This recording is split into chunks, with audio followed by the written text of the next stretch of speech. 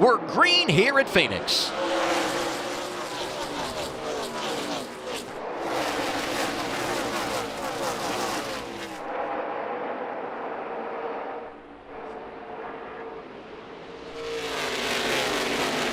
That first turn is always a tricky part of the race because these guys are on used tires from qualifying. You drive down on the apron, you drive into turn one, and that car just does not want to turn and washes up the racetrack. So you have to be really careful at the beginning of these races. Yeah, I was interested to see how Christopher Bell was going to handle that. I know going down on that apron, that dog leg is really dirty, and trying to run into turn one after that is going to be always a big challenge. Between turns 1 and 2, did you see how low Nemechek was? Wow. He had all 4 below the yellow line. Did you see how loose Tyler Reddick was right there? But I guess I saw the shots from practice with him steering the car sideways. I guess it doesn't even bother him because he's pretty much used to being sideways. That was pretty sideways right there through 1 and 2. That happened to him again in qualifying today, talking about Tyler Reddick. So he's been battling that race car a lot. And we got a report that Chase Briscoe in the 98 caught the wall, not what he wanted to do in the early portion of this race. Well, you get so many cars down there on the apron and you don't know what you need to do, but he was definitely out of the groove a little bit right there and probably just lost the front end. But these cars are pretty tough with these composite bodies on them, so I don't think that'll hurt him much unless it's got that right front fender caved in. I'd say he's in good shape. Yeah, I think he's fine. Final lap, stage 1. And right of your screen, as you pointed out, Eric, Bell is running him down. Yeah, I don't think he's going to have quite enough time. He needed about one more lap to make something happen there, but he gained a lot on him. Austin Cindric looking for his first stage victory of the year. Bell closing in. Thought we could see a little bump, couldn't get there. Stage 1 winner, Austin Cindric. Second time in his career he's been victorious in a stage. Here we go once again from the desert. I have a feeling Kyle Busch is going to be very aggressive on this restart, trying to get out front and get some clean air here. Did you say Kyle Busch aggressive? Is that what you said there? Yeah, what a surprise.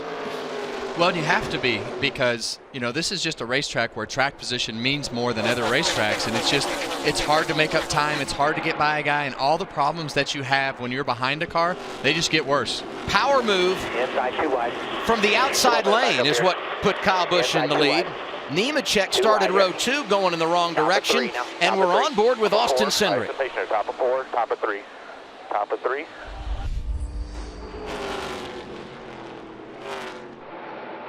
As we see a battle for the lead here, Christopher's a great run off turn 4. Dives across that dog leg just past the start-finish line, and he's there this time. All clear, driver 20, crossover from the 18 of Kyle Busch, and the momentum off the corner not going to allow him to get there. Kyle was trying to give him a really hard time. He got a little free there, and I don't think it quite worked out. Interesting, this is actually a shorter run, the shortest run likely that we'll have today, because you take the laps off at the beginning of stage 2 as we wrap up stage 1, and you go about, I don't know, roughly 35, 38 laps. So we'll be getting down to a long green flag run here after we complete this lap, because we're going to wrap up our opening second stage of the day here at Phoenix, and it's going to go to Christopher Bell, who will get his 3rd stage win of the year. Green flag waving once again. And it looked like an instant replay of the last restart that we had with Kyle Busch being just side by side with Christopher Bell and going to hang right on that right rear. Allgaier peeking through to 3rd, his best running position of the day. Yeah, it's going to be really tough down here for Christopher Bell to get clear of the 18. He's going to hold him really, really tight because he's going to want to get that clean air again and try to get a little bit of gap and see what he can do here. It is exactly what we saw on the last restart. Only difference, a 3rd car in the mix. Allgaier right there alongside Bell. Battles everywhere. Cindric and Truex. Nemechek fighting with Custer. Hey. Oh, and Allgaier's in the fence. Try to get down as quick as you can and just stop. Just get down and stop. That was Stephen Light that went up in smoke. He went up here. And I don't. Coming inside here. Inside. Did Allgaier get in fluid, or did he just not see because of the smoke? I couldn't tell what happened there. The 20's sitting down there as well. Oh, Bell with huge damage. Wow, that's a game changer. Well, they were running 2nd and 3rd, right behind Light when he blew up. Yeah, that was a massive blow up. I would say that's a failure of the oil pan to contain the internals. Yeah, I just couldn't tell, Kevin. They went up in smoke, and if it was just a lack of visibility or if they did, in fact, get in some fluid. But huge damage for Christopher Bell, not quite as bad for Allgaier. And you see the 0-1, Stephen Light driving for JD Motorsports, still a little bit of a fire on his race car. 4th caution of the day. Yeah, that's going to be the end of Christopher Bell's day, I would have to say. Well, he's been involved in an incident 2 weeks in a row. They were able to salvage a top 15 last week because it happened so late, but you saw the cart's already headed to the garage.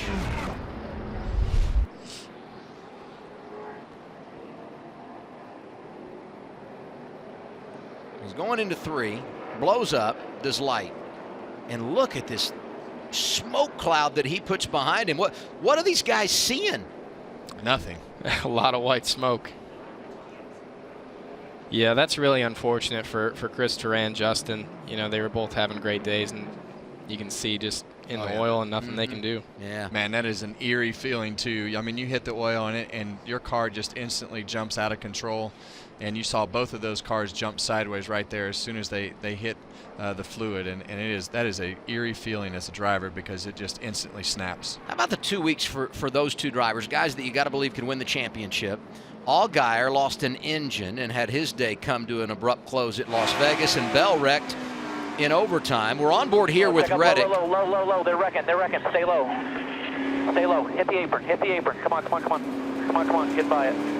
Wow. All right, you're good. Keep Great. going down bottom. Great job by the spotter right there. And Tyler Reddick was actually lucky that he was passing a car and not in the groove because he was below the oil.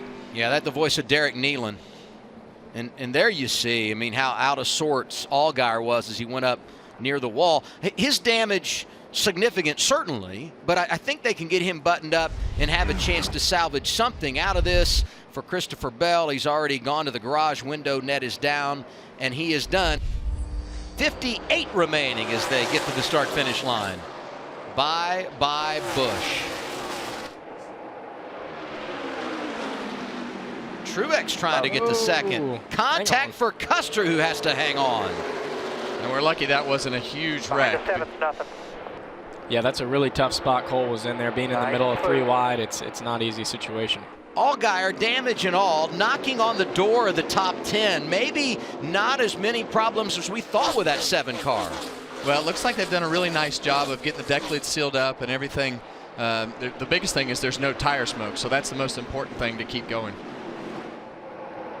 Jason Burdett and the 7 crew doing an unbelievable job of keeping Justin in the game. And Ryan Truex hanging around at the front behind Kyle Busch. Watch middle of your screen, 00 Cole Custer. He's just in a bad spot. Behind cars, in the middle, and the car just steps out on him.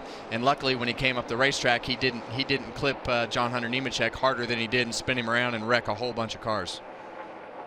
And I'm guessing at this point, as a driver, you know, getting a restart, just over 50 to go, it's time to make it happen, right? Yeah, everybody's being aggressive, making big moves, and looks like Cole Custer just kind of got, like Kevin said, in a bad spot, and not really a lot he could do. He's back to 10th. Allgaier inside of Haley. That's for 11th on track, and I just can't say enough good things about Ryan Truex. Yeah, we talked about this yesterday after practice, Adam. We talked about how his lap times looked, and you know, I think as Ryan has gone through the beginning part of this race and really got into a rhythm and been able to give some good information to his team after he's comfortable in the car during the race here, I think he's just gotten better. And the other thing is, as you get closer towards the front, the better your car handles. And hey, we should point out he is the younger brother. Most would know this, but the younger brother of Martin Truex Jr. is a Cup champion. Eric, your teammate over at Joe Gibbs Racing, and carrying the colors this weekend of Martin's Foundation. If you have a chance to check it out, go over to their website. But Martin's longtime girlfriend, Sherry Pollux, has battled cancer. They've done so many unbelievable things to raise money. The Catwalk for a Cause that happens in May, one of the great galas in the NASCAR community every spring, and it's good to see him carrying those colors here this weekend. Cole Custer trying to go back to the front, drives around the 9 of Gregson. That's for 9th. Yeah, and Cole lost a whole bunch of spots on that restart when he got sideways, so he's trying to minimize the damage right here as we get towards the end of the race and make up as many of those spots as he can. Yeah, and if the camera drifts just a little, you're going to start to see Justin Allgaier. And we had said how important the end of this race might be for him because of the engine problems they had last week, and they're hanging around. And I'm telling you, there may not be a better start when you look at expectations to the year than this team right here. Ryan Sieg looking for his third top 10 finish in 4 races. They entered 8th in points, and we've chronicled the changes they made in the offseason, bringing Shane Wilson over, but they're answering the bell, and it doesn't matter what kind of racetrack. Well, and it's the snowball effect too, and you know, the better that you run, it's a momentum builder for your team, and you start to realize the things that are working for you. But you also wind up getting more attention on TV, and you wind up getting more sponsorship, and that makes things go faster as well. And the more you run at the front, the more confidence you have as a driver, right? Every week, and they're exceeding expectations. The 9 has done some positive things as well. Looking at another top 10, Regan. Right now he is looking at that top 10, Adam. But Kevin mentioned earlier in the show losing a jack post here before. That's the issue with the 9 car right now. They're hoping this race goes green to the end, because if they have to come back down pit road again, they don't have a right side jack post because of the dog leg. It fell off when they went through there. It broke off when they went through there a little while ago. So a little concern there if the caution comes back out for this team. And I would hope, I mean, everybody pitted here with just under 70 laps to go. They don't have any more tires, so you would anticipate that they won't be making another pit stop. And the climb continues after that rough restart for Cole Custer around the aforementioned Ryan Sieg in the 39, trying to get up to 8th. Yeah, and you see Cole right on that yellow line down there as the race runs on here through the laps. You see those yellow lines start to turn black, and those lines start to get grippier, and you can usually use them better through 1 and 2. Jeremy Clements back to the top 15, racing Brandon Brown in the 86. Jeremy's dad, we talked about this during practice yesterday. Jeremy's dad, Tony, is his crew chief, also the engine builder. They run their own engines, and if they weren't manufacturing their own engines, they wouldn't be here. It's a huge cost savings for that group out of Spartanburg, South Carolina, and a great job paying it off today. Clements in the top 15. And that's a great luxury, because when you talk about the cost of racing, the engines are a huge expense, like, you know, 15, 16, maybe up to 18% of the budget of what you spend on a team. So building your own engines, that's a huge luxury for those guys. For Kyle Busch today, it would be NASCAR win number 198 when you look at the top 3 series as he continues to chase down number 200. By the way, he'll make his 1,000th start in the top 3 series in NASCAR in our Xfinity event at Texas Motor Speedway in just a few weeks. And now he just wants to see the white flag, as Eric said, and he's going to get it this time around. The white flag is waving, 1 lap to go. White flag here, white. That is one good feeling when you see that white flag and you've been leading all day long and seeing that thing and knowing you're coming back.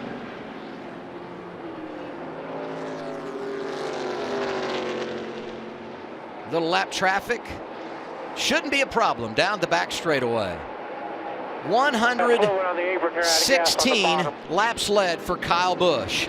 A little desert domination as driver 18 gets his 11th win at Phoenix. Good job, guys. Thank you. Well, plenty of experience celebrating a victory lane for Kyle Busch, as we have documented. Gatorade flowing, water flowing. Kyle, you made that look easy at the end today, but it was a challenge early on. We listened to your radio a lot. You guys had to work hard on this race car to get it to where it was fast enough to win.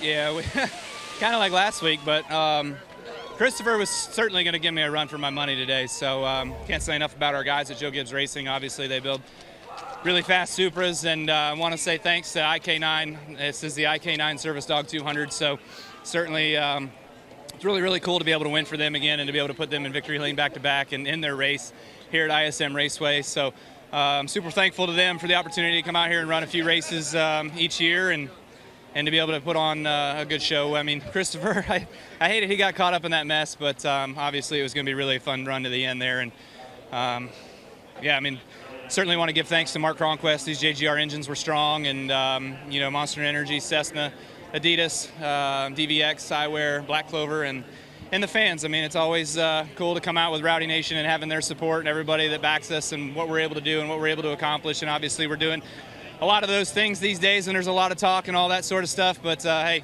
you know, if I'm allowed to enter a race, I'm going to enter a race. I'm going to go out there and race, and I'm going to go out there and try to win. And if I win, we win. If not, we got to go again the next time. But these guys here, they're great. So, you know, congrats to all these guys that worked so hard to get me to where I'm at.